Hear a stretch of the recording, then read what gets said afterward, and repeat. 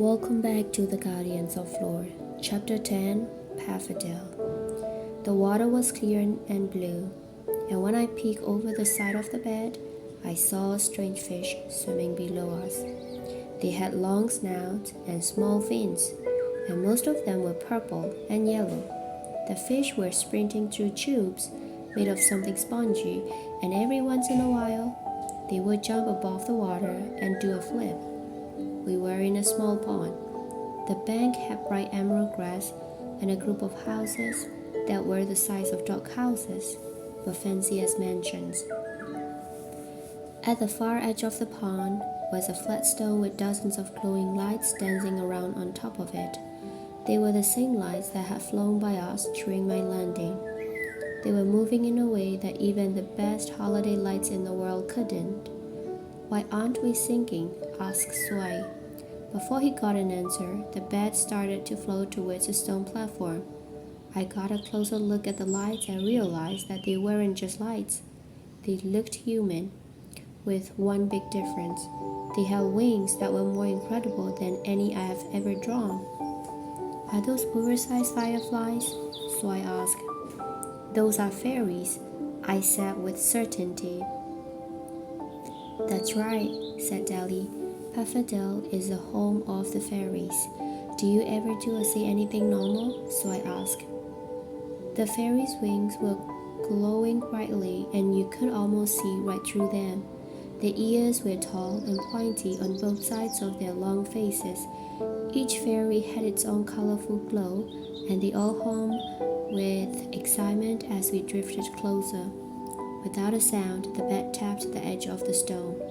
I guessed that the fairies must be about 6 inches tall. Almost all of them were a shade of green or blue, but there were a few yellow and red ones too. There was only one pink fairy, and their glow was stronger than any of the others. The pink fairy stepped forward from the crowd. "Allow me to introduce Tyrant," Telly said as she gestured toward the pink fairy. "It's a pleasure to meet you, Miss Tyrant," Swai said, bowing his head low behind me. "We have waited a long time for your arrival, although I had hoped that you both would have learned some manners by now. Just because a fairy is pink does not mean that it is female," Tyrant said. Swai picked his head up and blushed. As we stepped off the bed onto the stone, the fairies swarmed us. They flutter and giggle and gossip in whispers. "Come now," commanded Tyrant. "Leave them be. They have traveled far, and there's much to do before they leave." I wasn't ready to think about leaving anytime soon. I had never seen any place like Paphadel. There was something magical and comforting and serene about it. We followed Tyrant down a white tan road. He flew low to the ground, at the same height as Deli's hop. Tyrant had a regal look about him. He wore a magnificent clear robe that glimmered with holes in the back for his wings. Somehow, he always seemed to be talking down to us, even when he was speaking from a few feet below. "There were some fairies here who were beginning to wonder if you ever find him," he said to Deli. "Yes, it's just that I needed to be certain," she responded meekly. After a long pause, Tyrant spoke again. "Of course," he said calmly. "I knew you wouldn't fail with so much at stake."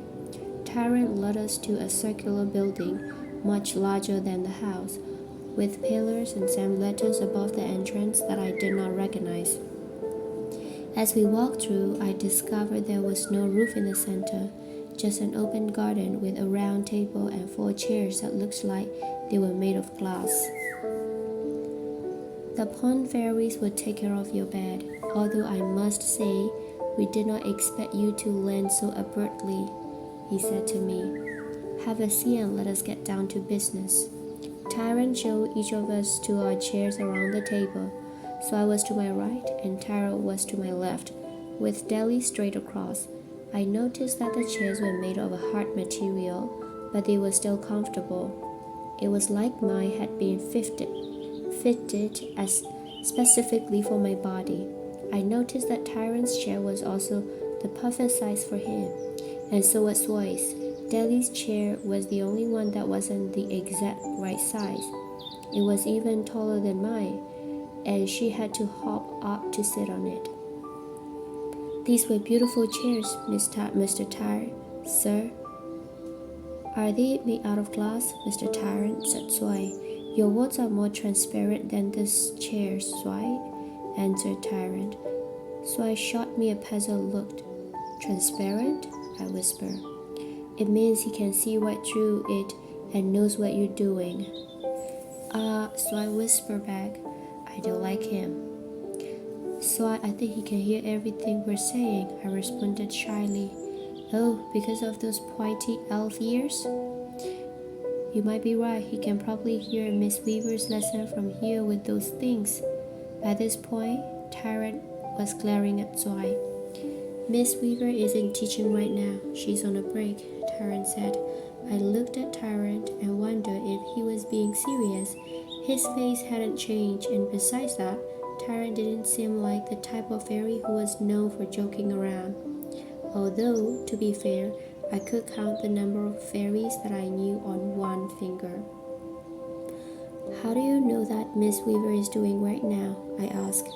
I told you, it's a pointy ears, whispered Swai.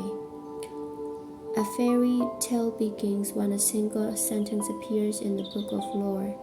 After that, it is up to the fairies to record what happens. In order to do so, we must keep a close eye on all those who may be involved in the story. For this we may use lore, Tyrant said. When he spoke, it wasn't with the same kindness as Deli, but it still made me feel better to know that he and his fairies have been looking out for us. And our ears aren't that pointy, he added crisply. So I smiled back, rubbed the top of his ears, and then pretended to cut his fingers on a pointy edge. Apparently, Swai was no longer worried about staying on Tyrant's good side.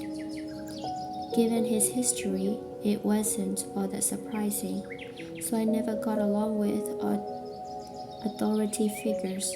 It usually took less than a day for him to get into a battle with one.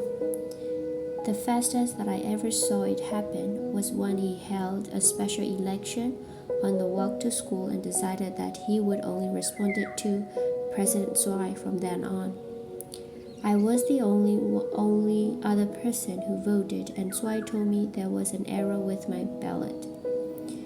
We never made it past roll call that day. So are the fairies speaking to you right now? I asked, still not understanding. Tyrant pulled out a shiny yellowish pen from the pocket of his robe. It had a broad tip, and the top of it was even shinier than crown of gold.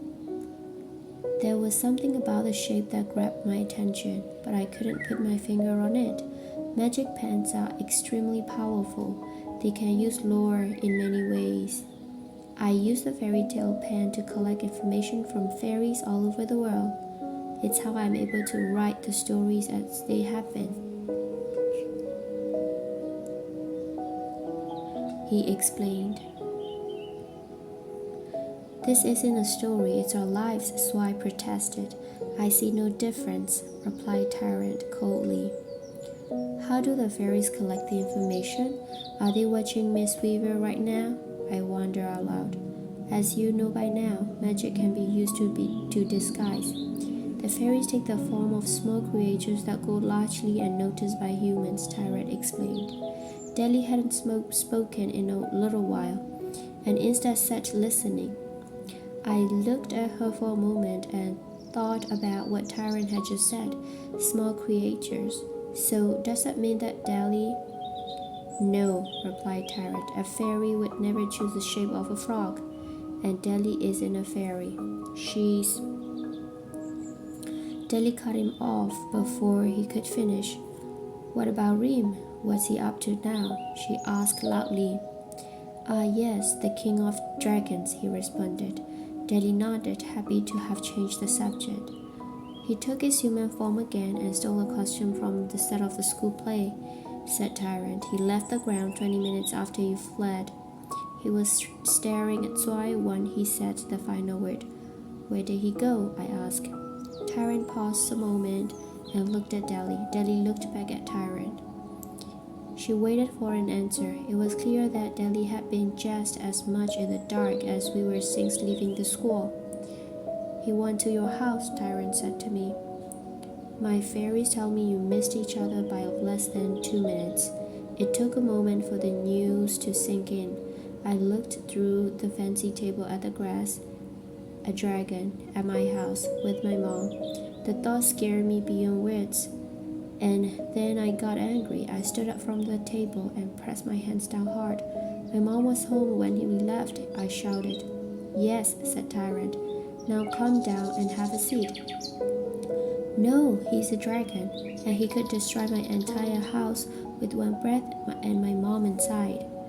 I was hysterical. The tears came pouring down. My view of the courtyard blended into watery colors. Deli hopped onto the table and then onto my shoulder. She patted the back of my head. It was so soft that I could barely feel it, but still, it was nice. She spoke to me in a soothing voice. "She's all right," Deli said. Tyrant spoke in a matter-of-fact way. "Reem cannot enter your home. He was struck with stone gold in a battle many years ago, and it cannot be removed. Stone gold is an ancient metal with a strong magic. It's the same magic that forged the fairy tale pen," Tyrant explained, gesturing towards the pen he had shown me. Through my teary eyes, the shape looked even more familiar to me. "That's the same color as his bow tie," I noticed. "Yes," said Deli. "Reem's stone gold was in the form of a bow tie when you met him. But Lore is able to control stone gold, and nothing that touches it may enter your house unless the fairies permit it. It's the same magic that has protected Pavidale for centuries." Her voice fluttered a bit as she spoke the last words. So I stood up now, looking just as upset as I had moments ago. "What about my mom? What about my family?" he asked. "We have done the same for your home," replied Tyrant, "although your brothers proved to be a challenge." So I laughed a little in a relief. "Ha, yeah, that sounds right. My fairies found them throwing a squirrel out of a window when they arrived," Tyrant said with disgust. "They must have found another one," said Zwei, a bit more relaxed. "Yes, well, it wouldn't be a problem anymore. 2 of my most trusted fairies gave the squirrel enough lure to truly fly. When your brothers tried to throw it out the window this morning, the squirrel simply kept on going and flew away."